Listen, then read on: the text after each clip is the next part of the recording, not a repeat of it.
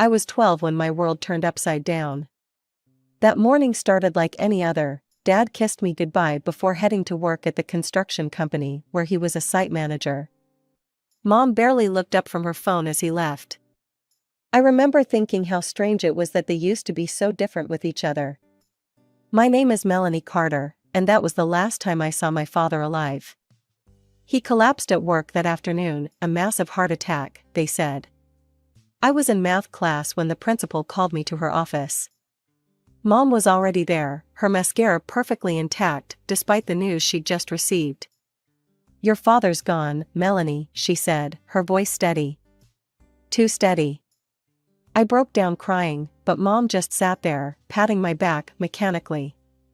That evening, I overheard her on the phone with her friend Linda. I wasn't trying to eavesdrop, but Mom's voice carried through the thin walls of our suburban home. "Actually, Linda, this might be for the best," she said, her voice low but clear. "Being a widow is much more respectable than being divorced. Plus, I get to keep everything without the hassle of lawyers." She laughed, actually laughed. I know. I'll play the grieving widow at the funeral. I've already picked out the perfect black dress." I sat on the stairs, my hand pressed against my mouth to keep from screaming. Dad's sister, Aunt Sarah, was the only one who seemed to see through Mom's act at the funeral. While everyone else was offering condolences to my devastated mother, Aunt Sarah just stood there, shaking her head sadly. She knew. She'd always known how Mom treated Dad. It didn't take Mom long to heal from her loss. Within 3 months, she started having a man over for dinner. His name was Richard Thompson, and he had 2 kids from his previous marriage, Brandon, who was 11, and Emma, who was 10. Mom would cook elaborate meals when they visited, something she'd never done for Dad. "Melanie, honey," Mom said one evening, her voice syrupy sweet. "Richard and I have something to tell you." I knew what was coming. The way they sat together on the couch, holding hands, Mom beaming like a teenager, it was obvious. "We're getting married," Mom announced. "Isn't it wonderful? You'll have a new father and siblings." I forced a smile, but inside, my stomach was turning. "That's great, Mom. Congratulations." Richard smiled at me, but it didn't reach his eyes. "Brandon and Emma are so excited to have a new sister," he said, but I'd seen how his kids looked at me during their visits, like I was something stuck to the bottom of their expensive sneakers. That night, I called Aunt Sarah and cried for hours. She listened patiently, then said something I'll never forget. "Sometimes, sweetie, the family you choose is more important than the family you're born into. Remember that." Brandon and Emma moved in the week after the honeymoon. They immediately claimed the best rooms in the house, including my playroom, which became Emma's art studio. When I tried to protest, Mom just said, "Don't be selfish, Melanie. We need to make them feel welcome." Mom transformed into a completely different person after marrying Richard. She'd spend hours helping Emma with her homework or watching Brandon's soccer practice, while I ate dinner alone in my room. The way she looked at Richard, it was like he hung the moon and stars just for her. I'd never seen her look at Dad that way. "Brandon needs new cleats for soccer," she'd say, or "Emma's taking art classes this summer." There was always money for what they needed. Meanwhile, I learned to stop asking for anything. Even basic things like new school supplies came with size and eye rolls, as if I was being unreasonable for needing pencils. They started taking trips together, nothing fancy, just weekend getaways to nearby cities or camping trips to state parks. But I was never invited. "You'll just be bored," Mom would say, not even looking at me as she packed snacks for Brandon and Emma. "Besides, someone needs to feed the cat." I'd end up at Aunt Sarah's house during these trips. Her small cottage became more of a home to me than our house ever was. She never had kids of her own, but she treated me like the daughter she never had. "This isn't right, Melanie," she'd say, watching me unpack my overnight bag for what felt like the 100th time. "A mother shouldn't play favorites like this." I shrugged, trying to act like it didn't hurt. "At least I have you, Aunt Sarah." One evening, when I was 16, I decided to bring up college during dinner. I'd been researching schools, dreaming about studying business management. "Mom," I said, carefully choosing my moment when everyone was in a good mood. "I wanted to talk about college applications." Mom's fork clattered against her plate. "College? Melanie, we can't afford to send you to college. We need to think about Brandon and Emma's education." Brandon smirked across the table, and Emma didn't even try to hide her satisfied grin. Richard just kept eating, as if the conversation didn't concern him at all. Later that night, I cornered Mom in the kitchen. "What about Dad's money?" I asked. "He had life insurance, and he'd been saving for years." Mom's face hardened. "I've spent that money taking care of you for the past 4 years," she snapped. "Food, clothes, shelter, did you think all that was free?" "Stop being so arrogant, Melanie. You can't just demand things from me." I stood there, stunned by her cold tone and the obvious lie in her words. Dad had worked hard to save for my future, and now it was all gone, spent on her new perfect family while I watched from the sidelines. The next weekend, I went to Aunt Sarah's house, with tears still burning in my eyes. We sat at her kitchen table, the smell of fresh coffee filling the air, as I told her everything about Mom's cruel dismissal of my college dreams. Aunt Sarah listened quietly, her hands wrapped around her coffee mug. When I finished, she got up without a word and disappeared into her study. I heard drawers opening and closing, then she returned with a thick envelope. "Your father came to see me about 2 weeks before he died," she said, sliding the envelope across the table. "It was strange, he seemed worried, almost like he knew something was going to happen. He gave me this, and made me promise to keep it safe until you were ready for college." My hands trembled as I opened the envelope. Inside was a bank statement showing a substantial savings account in my name, with Aunt Sarah as the trustee. Dad had been secretly putting money aside for years. "He said your mother had been acting different," Aunt Sarah explained, her voice soft. "He wanted to make sure your future was secure, no matter what happened. The money's been gathering interest all these years." I burst into tears, but this time they were tears of gratitude and love for my father, who'd protected me even after he was gone. "We can't tell Mom about this," I said, wiping my eyes. Aunt Sarah nodded in agreement. Over the next 2 years, I focused on my studies while keeping quiet about my college plans. Brandon and Emma took every opportunity to remind me of my supposed future. "Hey, Melanie," Brandon would sneer in the hallway, "I heard the diner downtown needs a dishwasher. Better get your application in early." Emma would join in, "Maybe if you're lucky, they'll let you bus tables too." They'd laugh like it was the funniest joke in the world. I just walked past them, my silence driving them crazy. Then came graduation day. I'd barely taken off my cap and gown when Mom and Richard called me into the living room for a serious discussion. They sat on the couch like judges about to pass sentence, while I stood before them. "Melanie," Richard began, his voice stern, "you're 18 now. We've been generous, but you need to understand that you can't live here forever. You need to find a job and start earning your own living." I smiled calmly. "I understand completely. I'll be moved out by next week." They exchanged surprised looks. Clearly, they'd expected resistance or tears. Mom opened her mouth like she was going to say something, then closed it again. "Well, good," Richard finally managed. "That's very mature of you."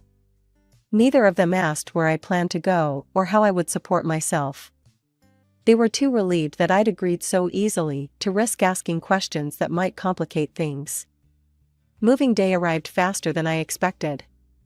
I packed my life into 4 cardboard boxes and 2 suitcases. It was surprising how little I'd accumulated over the years, almost like I'd been subconsciously preparing for this moment all along.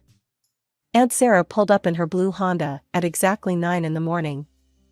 I watched through my bedroom window as she parked, half expecting Mom or someone else to come see what was happening.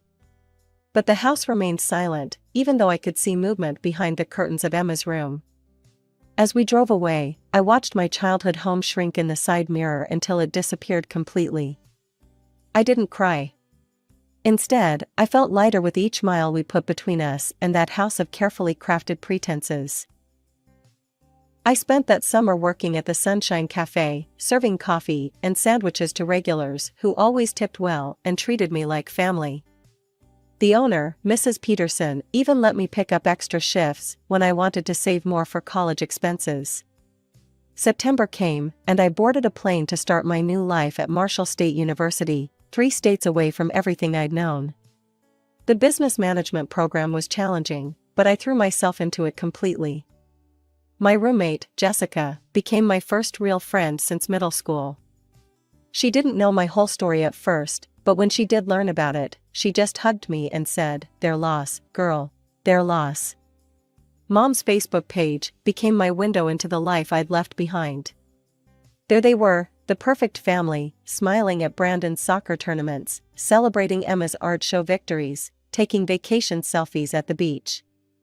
The captions always read like marketing copy, "So proud of our amazing kids," or "Nothing better than family time." I was never mentioned, not even once. It was like I'd never existed. Holidays were spent at Aunt Sarah's, cooking together and watching old movies. We created our own traditions, and they meant more to me than any forced family dinner ever had. Sometimes she'd catch me looking at Mom's social media posts and gently take my phone away. "Don't torture yourself," she'd say. "You're making your own story now." And I was. I graduated summa cum laude, with job offers already lined up thanks to my internships and academic performance. Jessica's father, Mr. Reynolds, ran a major marketing firm, and he'd noticed my work during a class project showcase. "We need sharp minds like yours," he said during my interview. "Your professors speak very highly of you." I started in the junior analyst position, but I wasn't content to stay there. I worked late, took on extra projects, and studied market trends in my free time. Within 5 years, I'd been promoted twice and had enough savings for a down payment on my own apartment. The day I signed the mortgage papers, I stood in my empty living room, keys in hand, and finally let myself cry. They were happy tears, tears of pride, of accomplishment, of knowing that I'd made it on my own terms. Then came the biggest surprise. Mr. Reynolds called me into his office one morning, about 7 years after I'd started at the company. "We're creating a new position," he said, sliding a folder across his desk. "Senior Director of Strategic Development. The board and I agree you're the right person for the job." I opened the folder and nearly gasped at the salary figure. It was more money than I'd ever imagined making, especially at my age. I never saw the point in broadcasting my life online. Sure, I had social media accounts, but I mostly used them to share occasional photos of sunsets or coffee shops. Aunt Sarah was the only one who knew about my promotions, my new apartment, or the sleek black Mercedes I'd bought myself as a reward for landing the director position.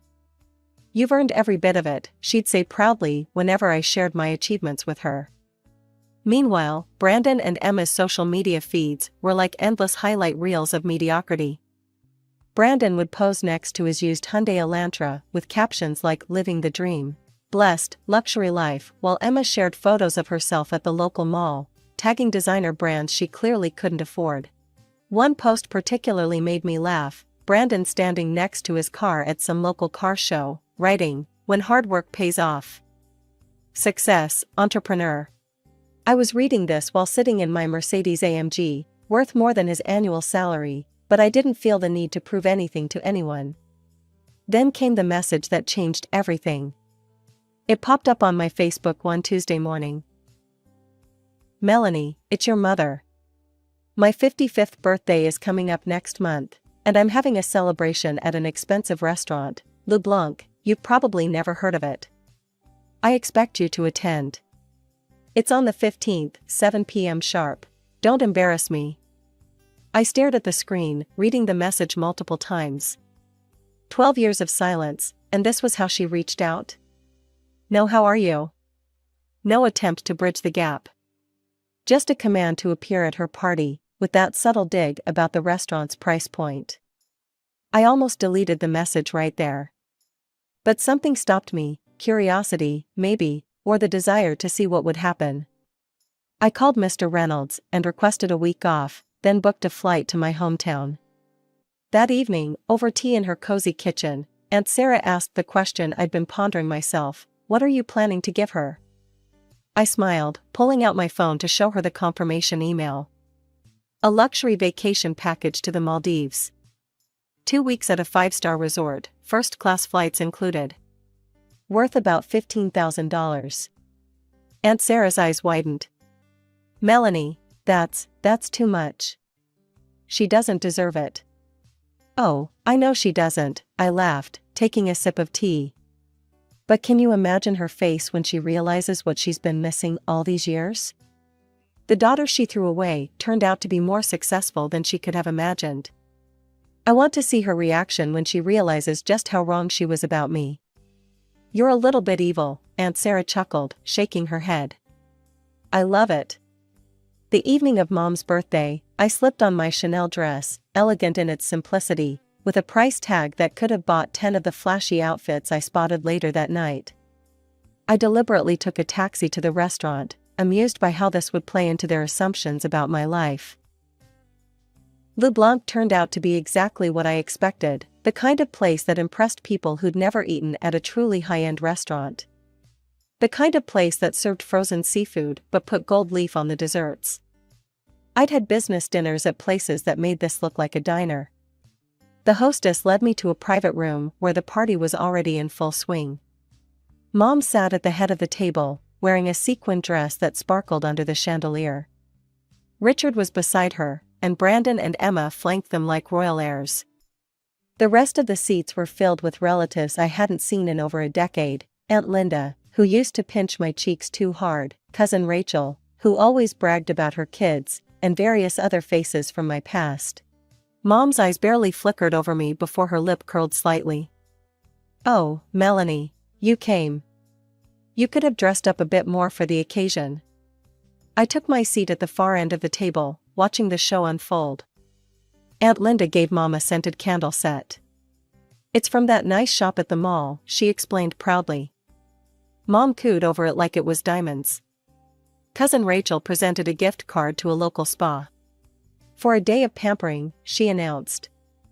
More excited squeals from Mom. The gifts continued: a cookbook, a decorative vase, a basket of bath products.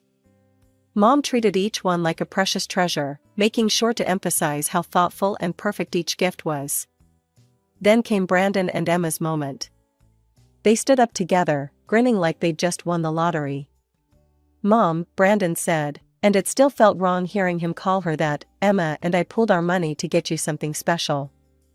Emma pulled out her phone and showed a photo. "It's a 65-inch smart TV. We already had it delivered and mounted in your living room." Mom burst into tears, pulling them both into a tight hug. "My wonderful, generous children. I can't believe you did this. You must have saved for months." Finally, all eyes turned to me.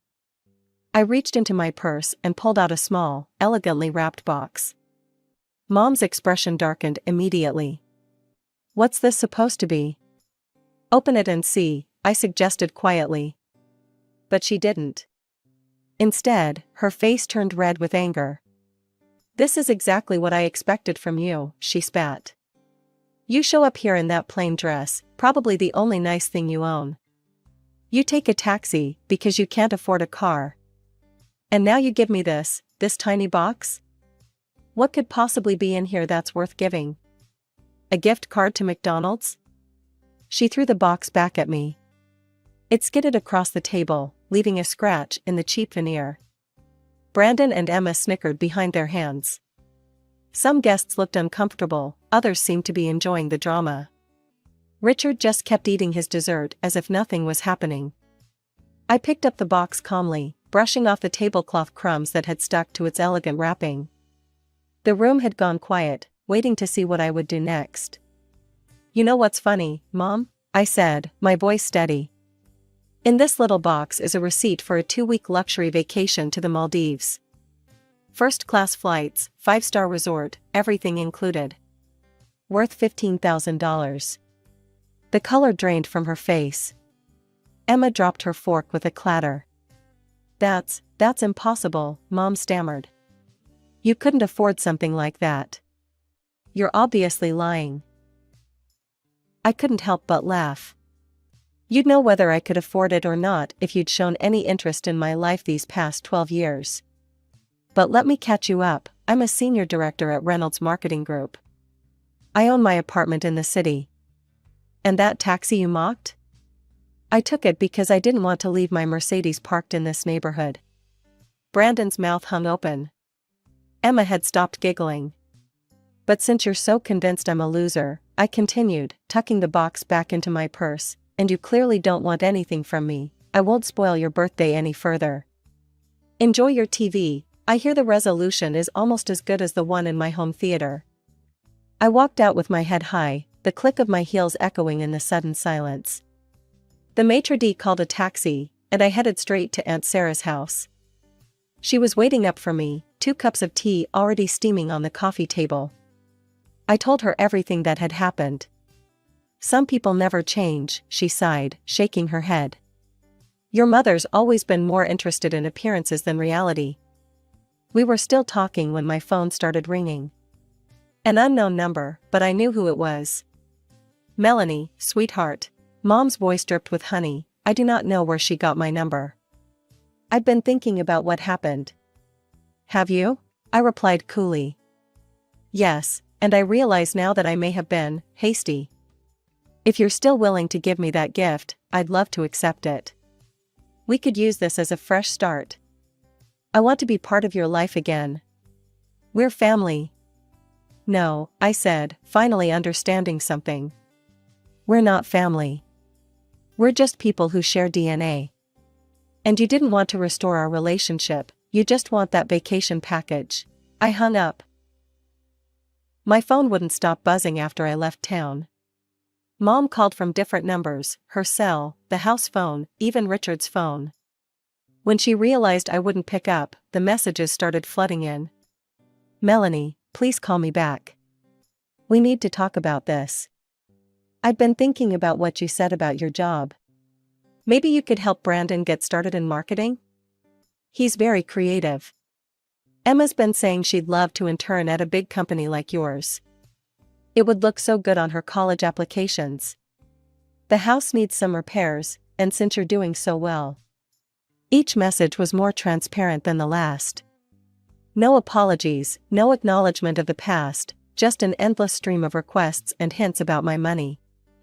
It was like watching a desperate gambler trying to win back losses, except what Mom had lost wasn't money, it was her relationship with her daughter.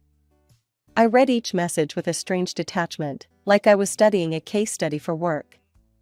The tactics were almost impressive in their variety: guilt, "I'm your mother, how can you ignore me?" Flattery, "You've become such a successful woman," manipulation, "Family should help family," and even threats, "I'll tell everyone how you abandoned your mother. Your mother's been calling me nonstop," Aunt Sarah told me over the phone a week after I'd returned home. "She showed up at my house today, if you can believe it. Demanded I give her your address." "What did you tell her?" I asked, though I already knew the answer. "I told her to get off my property before I called the police," Aunt Sarah chuckled. "You should have seen her face. She kept saying she had a right to know where her daughter lives." I reminded her that she gave up that right years ago. I could picture Mom standing on Aunt Sarah's porch, probably wearing one of her expensive outfits, trying to bully her way into getting what she wanted. It was the same pattern I'd watched my whole life, but now I could see it clearly for what it was. "She didn't take it well," Aunt Sarah continued. "Started ranting about how ungrateful we both were, how she'd sacrificed everything for you. The neighbors probably heard everything. When she finally realized I wasn't going to give in, she stormed off to her car. But Melanie, be careful." She seemed desperate. "I already blocked her on everything," I assured Aunt Sarah. "Social media, phone, email, everything. And security at my office knows not to let her in if she shows up." After we hung up, I walked through my apartment, looking at everything I'd built for myself. The modern furniture I'd chosen, the art on the walls, the view of the city from my windows, all of it earned through my own hard work. I thought about Mom's messages, about her sudden interest in my life now that she knew I had money. In the end, it was almost funny. She'd thrown away a relationship with her daughter for the appearance of a perfect family, and now she was desperate to get back into my life for the appearance of success. But she'd taught me one valuable lesson: family isn't about legal documents. It's about love, support, and being there for each other through good times and bad. I had that with Aunt Sarah.